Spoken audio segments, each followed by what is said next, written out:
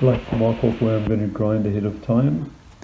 This time I'm going to keep a typical Santoku shape. You can see I've marked it to miss the little Granton grind. I'll be taking the material all off the back of the knife so that I can keep the proper cutting geometry on the cutting edge. So I'm going to remove this material on a coarse CBN wheel, dipping it constantly in water to keep it cool.